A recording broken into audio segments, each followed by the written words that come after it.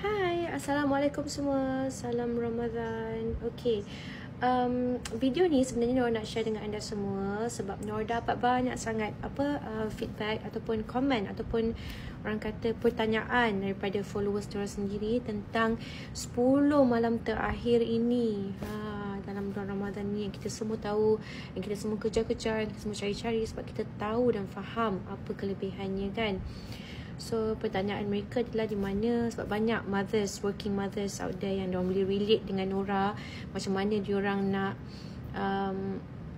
mendapat kelebihan ini, all out ini, jika kalau mereka ada pekerjaan-pekerjaan yang mereka tak boleh nak teruskan. So diorang rasa depressed, diorang rasa ralat sangat. So I really feel you, I understand.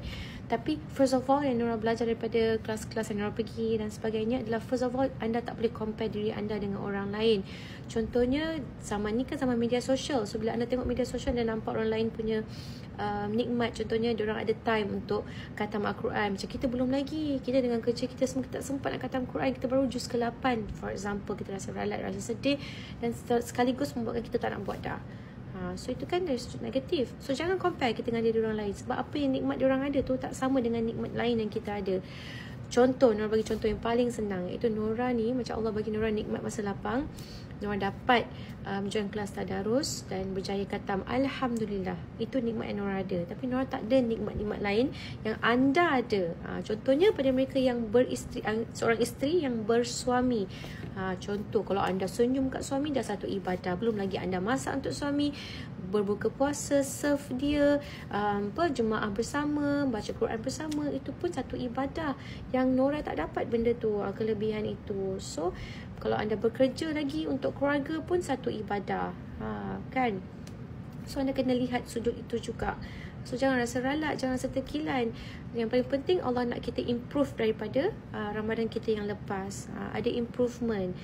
Contohnya kalau dekat office tu kita start sedekah dekat cleaner-cleaner, kat bawah-bawah dalam toilet dan sebagainya. Kita konsisten sedekah tu, dan kemudian kita sentiasa berzikir, Allahumma innaka afuwun tuhibbul afwa fa'fu anna. Banyakkan berzikir. Kita bersangka baik dalam hati. Contohnya dulu kita selalu pemarah, buat kereta kita marah-marah, ataupun kita selalu sakit hati dengan bos, dalam hati cakap macam-macam. Tapi kita ubah benda tu dengan sentiasa bersangka baik, sentiasa berkata astaghfirullahalazim, so itu pun satu improvement juga, kan. So itu yang Allah lihat. Allah tak nak lihat kuantiti tapi kualiti. Kesungguhan kita nak berubah tu pun Allah dah ambil kira, sebab Allah maha baik. So bulan ni adalah bulan pengampunan. So yang paling penting kita kena jujur, ikhlas dalam hati, yang kita betul-betul inginkan keampunan daripada Allah. Itu yang paling penting. Kalau anda bekerja dan sebagainya, tak apa, itu pun satu ibadah. Jangan rasa ralat, okey? Ingat satu benda, yang Allah tu memang maha baik. Ada, cari sudut-sudut lain yang kita boleh buat. Contohnya 10 malam terakhir ni kan, pada mereka tak sempat yang bekerja sebagainya, cari benda-benda lain. Zikir dalam kereta, pasang Al-Quran, hafaz surah pendek. Bila balik rumah tu, sebelum tidur kita baca sikit Al-Quran. Tak perlu habis, tak sempat khatam pun tak apa. Tapi kita cuba. Kadang-kadang anda punya percubaan dalam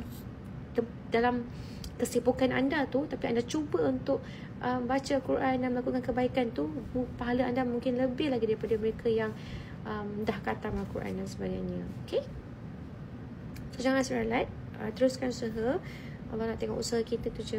Kalau tak sempat tak apa, buat apa yang semampu saja, asalkan berbeza, lebih effort tu daripada yang lepas. Tu je yang kita nak. Okay, semoga manfaat. Sebenarnya banyak benda lagi Nora nak share, tapi itulah, Nora pun kadang-kadang takut salah cakap, takut terlupa dan sebagainya kan. So itu je lah apa yang Nora boleh share sekarang ni. So harap manfaat.